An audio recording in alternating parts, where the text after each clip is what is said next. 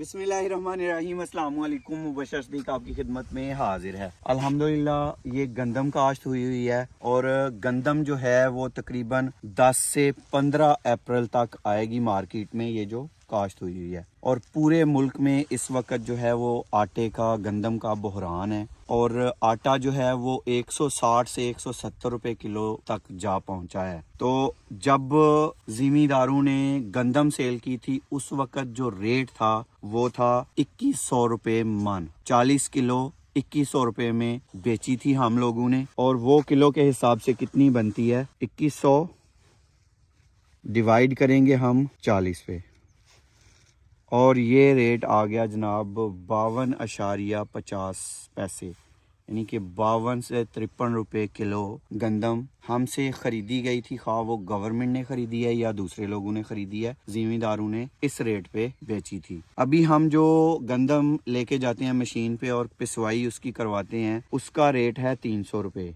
और 2100 में अगर 300 जमा करेंगे 2400 हो गया, तकसीम करेंगे 40 पे, 60 रुपए किलो आटा बनता है। अगर 2100 पे 300 पिसाई डालें तो 60 रुपए किलो जो है वो आटा बनता है। गाँव में जो मशीन वाले होते हैं वो 10 से 12 मन पिसाई करते हैं, उसी पे मजदूरी पड़ती है। सारा खर्चा जो है वो 10-12 मन पे पड़ता है, इसलिए पिसाई जो है वो महंगी पड़ती है। महंगी पिसाई डाल के भी 60 रुपए किलो आटा बन रहा है। जब मिलों में जाके पिसाई होती है तो वहाँ पे जाहिर है हजारों मन के हिसाब से पिसाई होती है, वहाँ पे खर्चा ये भी कम पड़ता है। उसके अलावा ट्रांसपोर्टेशन का खर्चा या वहाँ पे गोदाम में इसको रखने का खर्चा आप डाल लें तो ज्यादा से ज्यादा 5 रुपए नहीं तो 10 रुपए खर्चा आप डाल लें, तो मैक्सिमम अगर खर्चा डालें तो 10 रुपए पर किलो पे, मन पे नहीं पर किलो पे अगर डाल लेते हैं 70 रुपए आटा हो जाना चाहिए। फिर उसके ऊपर आ जाता है जो दुकानदार है बेच रहा है या जो मिल वाले हैं वो बेच रहे हैं, वो प्रॉफिट जो है उनका वो भी अगर 5-5 रुपए डालें, 10 रुपए प्रॉफिट भी डाल लें तो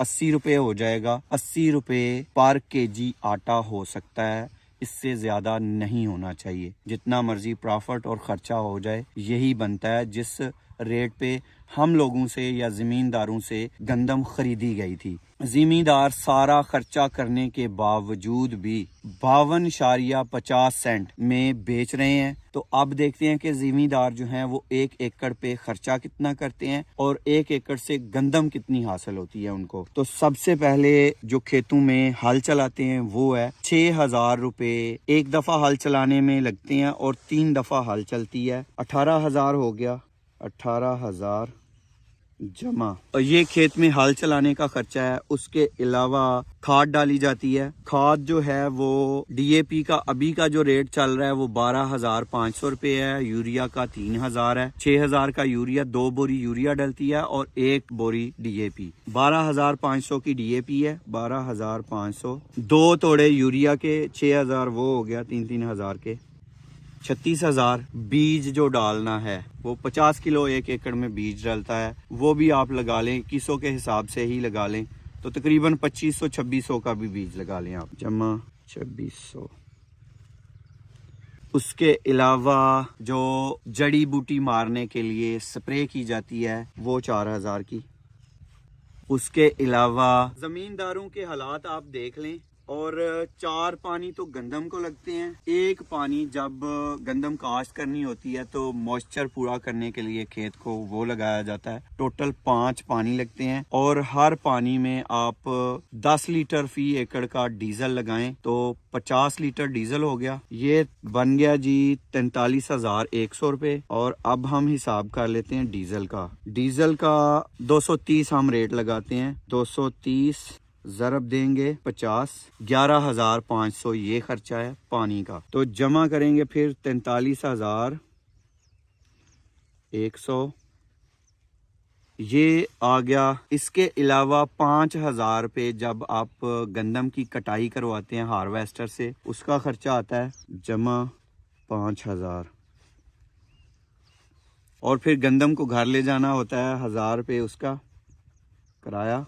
और उसके अलावा इसमें वो जो बंदा इस पे मजदूरी कर रहा है उसका कोई खर्चा नहीं डाला गया। जमीन जो है ये अगर हम ठेके पे लेते हैं तो साल में 1 एकड़ का जो ठेका बनता है वो बनता है जनाब 30,000 हमारी तरफ रेट चल रहा है अभी। 15,000 हम गंदम पे डाल लेते हैं, 2 फसलें ली जाती हैं ना, तो 15,000 धान की फसल पे। जैन भाई कह रहे हैं कि वो जमीन का खर्चा ना डालें। अभी हम कहीं पे भी कोई जमीन इवन पार्किंग कोई भी चीज लें तो वो उसका खर्चा है भाई, उसका रेंट पड़ता है। तो 15,000 वो है जमा 15,000 75,000 हो गया। उसके अलावा जो मजदूरी है वो 6 माह की फसल है। ये 6 माह एक बंदा जो है वो देखभाल करता है। चलें 4-5 एकड़ हूँ तो उन पे भी अगर डिवाइड करके उसका खर्चा डाला जाए वो मैं आइडिया नहीं लगा सकता हूँ कि वो कितना बनता है। 75,000 रुपए 1 एकड़ पे समझ लें कि खर्चा है। ये हम लोग 6 माह में लगाते हैं। ये हम लोग किस्तों में अदा करते हैं, इसलिए हमें फील नहीं होता है। हल चलाते हुए 18,000 दिया, फिर वो 1 तोड़ा खाद का या 2 तोड़े खाद के डाले उसका दिया, बीज का दिया, फिर पानी का वो 5 किस्तें उसकी हो जाती हैं। तो ये थोड़े थोड़े करके हम 1 एकड़ पे 75,000 खर्चा कर देते हैं या खर्चा हो जाता है। अगर मजदूरी डालें तो वो आप हिसाब लगा लें कि 6 माह की मजदूरी है देखभाल की, उसको हम नहीं डालते हैं। अब 1 एकड़ से जो हम पैदावार लेते हैं, हमारे एरिया में जो पैदावार हो रही है वो 35 से 40 मन है। 35 से 40 मन, 75,600 हमारा खर्चा हो गया और हमने गंदम ली 40 मन मैक्सिमम हम लगा लेते हैं। तो अब तकसीम करेंगे 40 पे, 1890 रुपए कॉस्ट पड़ रही है। इसमें मजदूरी नहीं डाली है तो इसको हम पर केजी पे ले आते हैं। जिस तरह हमने रेट निकाला था पर केजी का उसी तरह हम इसका भी निकाल लेते हैं। डिवाइड करेंगे फिर 40 पे, ये खर्चा पड़ता है मजदूरी निकाल के। तो अब जिम्मेदार की बचत देखें, इतनी मेहनत करने के बाद और मजदूरी नहीं लगाई है। अब बचत देखें आप 52.5, 5 रुपए 25 पैसे जिम्मेदार को बचत आई है पर केजी पे 6 महीने मेहनत के बाद, और मेहनत का खर्चा इसमें नहीं डाला गया। तो अब देखते हैं कि जो बीच वाले बंदे हैं या बीच वाले जो लोग हैं जो जिम्मेदार और आपके दरमियान में हैं, या तो वो गवर्नमेंट है या वो लोग हैं जो स्टॉक करते हैं, जो गोदाम जिन्होंने बनाए हुए हैं वहां पे रख लेते हैं गंदम को। सारे उनके खर्चे और बचतें भी निकाल के, उनकी मजदूरियां भी निकाल के, अपनी हमने मजदूरी भी नहीं निकाली, हमने 80 रुपए लगाए हैं। ठीक है, अब क्या रेट है 160 माइनस 80 रुपए ओवर चार्ज हो रहे हैं। कोई भी कर रहा है वो हमें नहीं पता। आप लोगों को अगर पता है तो वो बताइएगा। जिम्मेदार पिस रहा है, उसको कुछ बच नहीं रहा है। अब अगला मसला आ जाता है कि जिम्मेदार अपने पास ही वो गंदम क्यों नहीं रख लेता और थोड़ी थोड़ी करके वो क्यों नहीं बेचता है। उसमें 2-3 मसाइल हैं। पहला मसला है कि वो उसने अगली फसल जो है वो काश्त करनी होती है, उसके लिए उसको पैसों की जरूरत होती है। दूसरा, उसके पास स्टॉक करने के लिए जगह नहीं होती है। ठीक है। तीसरा जो है, फिर उसके पास मार्केट नहीं है कि वो बाद में मन करके कहाँ पे सेल करेगा। बाद में ये लोग उससे उठाते नहीं है। उसकी वजह ये बताते हैं कि जनाब हमारे पास वो पूरी गाड़ी का लोड होगा तो फिर हम आपसे खरीदेंगे, नहीं तो हमें वो खर्चे बहुत ज्यादा पड़ जाते हैं। इसमें जिम्मेदार भी पिस रहा है और जो खरीदने वाला एंड कस्टमर है जो आटा खरीद रहा है वो भी पिस रहा है। दरमियान में कहाँ पे पैसे गायब हो रहे हैं वो नहीं समझ आ रही। ये गवर्नमेंट का काम है कि वो जो दरमियान में इतने ज्यादा रेट खा रहे हैं लोग, ये सारा बगैर किसी मेहनत के है। जो मेहनत कर रहा है उसको कुछ नहीं बच रहा, उसका भी ख्याल करे। जो लोग आगे किलो 2-2 किलो आटा खरीद रहे हैं, जो आटा मिल ही नहीं रहा है अब, उनका भी ख्याल करे। उनको सस्ता आटा मिलना चाहिए। जिम्मेदार जो है इनको मुनासिब रेट मिलना चाहिए। ये जो दरमियान में खाने वाले लोग हैं, खुदारा इन पे ज्यादा ध्यान दें। यहाँ पे आपने जिम्मेदार भी मार दिया, वहाँ पे आपने जो गरीब आदमी है उसको भी मार रहे हैं। तो ये बहुत बड़ी नाइंसाफी हो रही है दोनों के साथ। होता ये है कि जो चीज़ बना रहा है अगर वो महंगी बिक रही है तो उसको फ़ायदा हो रहा हो, या वो सस्ती बिक रही है तो फिर आगे ख़रीदने वाले को फ़ायदा हो रहा हो। यहाँ पे ना तो बनाने वाले को फ़ायदा हो रहा है ना ख़रीदने वाले को फ़ायदा हो रहा है। दरमियान में कोई पावर है जिसको फ़ायदा हो रहा है, वो पता नहीं कौन सी है। यहाँ पे दोनों खुश नहीं है।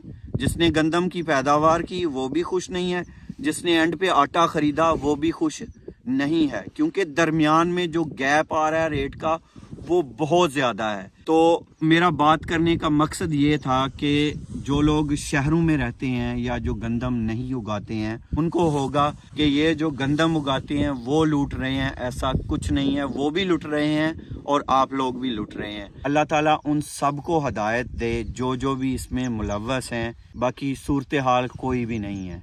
ये ग्रां फरोशी, ये स्टॉक करके कितने भी पैसे आप कमा लें, ये जायज़ नहीं है। ये बहुत बड़ा जुल्म हो रहा है। अभी लाइनों में लग लग के लोग जो है वो मर रहे हैं। तो ये सारा का सारा गुनाह जो है वो आपके सर जा रहा है। और यहाँ पे सूरत हाल ये है कि हैंड टू माउथ हैं जो ज़मींदार हैं, तो वो गंदम कहाँ से पैदा करेंगे। कोई भी फसल है, सब्जी उगाते हैं, कुछ भी उगाते हैं, वो यहीं पे है ज़मींदारों का कि गुजारा ही होता है। वो अगली फसल काश्त करते हैं, उसमें भी गुजारा ही है। हर जगह पे नुकसान है। तो खुदारा गवर्नमेंट हो या वो लोग भी अगर देख रहे हैं तो खुदारा हम पे रहम करें, सारी अवाम पे रहम करें, सब पे रहम करें और अपने आप पे भी रहम करें। ये जुल्म आप अपने साथ भी कर रहे हैं। उम्मीद करता हूँ आप सबको समझ आ गई होगी कि असल में ये मामला क्या है और क्या रेट जो है वो आटे का होना चाहिए। आटे का रेट 70 रुपये से ज़्यादा नहीं होना चाहिए, उससे भी ज़्यादा लगा लें तो 80 होना चाहिए, इससे ज़्यादा नहीं होना चाहिए। क्योंकि जिसने इतनी मेहनत की उसको तो 5 रुपये भी नहीं बच रहे हैं। अगर उसकी मजदूरी निकालें तो उसको उल्टा उसके ऊपर खर्चा पड़ रहा है, उसको बच कुछ नहीं रहा है। तो जो दरमियान वाला है वो कुछ भी नहीं कर रहा और वो सारे गुलशर्रे जो है वो उड़ा रहा है। ये वीडियो शेयर करने का मकसद ये था कि दोनों तरफ की प्रॉब्लम जो है वो आप सबको समझ आ जाए। समझ सबको है, ये समझ नहीं थी कि ज़िम्मेदार के साथ क्या हो रहा है। तो ये मैं अपनी तरफ से बात आपके पास रखना चाह रहा था। उम्मीद करता हूँ कि मैं समझाने में कामयाब हो गया हूँगा और वो लोग भी मेरी बात समझ जाएंगे जो भी इसमें मुलव्वस हैं या जो कोई इसके बारे में कोई हल कर सकता है। तो अल्लाह ताला आप सब पे अपना करम और फजल फरमाए। अल्लाह ताला आप सबको अपनी रहमतों के साए में रखे। अल्लाह ताला आप सबको दोनों जहानों की खुशियाँ अता फरमाए। अल्लाह ताला आप सबको तमाम दुखों, बीमारियों, परेशानियों और आफात से महफूज रखे। बहुत सारी दुआओं के साथ मुबशर सदीक को दीजिए इजाज़त। अपना बहुत सारा ख्याल रखिएगा, दुआओं में याद रखिएगा। अल्लाह हाफिज़। और एक बात जो मैं आपके साथ करना चाहता था वो ये थी, सब्ज़ी ना हो, कुकिंग ऑयल ना हो तो आटे में नमक डाल के खाया जा सकता है, रोटी बना के सिर्फ। अगर आटा ही ना हो तो क्या किया जाए। अल्लाह हाफिज़। और आखिर में एक चीज़ है कि ये मन के पीछे कितना प्रॉफिट अभी कमा रहे हैं। 160 ज़रब 40, 6400 रुपये का ये बेच रहे हैं। माइनस हमारा अगर गंदम और उसकी पिसाई भी डाल लें तो 2400 बना था। 2400 हम सारी मेहनत के बाद, सारे ख़र्चों के बाद 2100 की चीज़ बेचते हैं और ये बिना कोई मेहनत के 4000 एक मन के पीछे ले रहे हैं। और एक मन पे इतना है और जिनके पास हज़ारों मन है, क्या बनेगा। ये हो रहा है पूरे मुल्क में।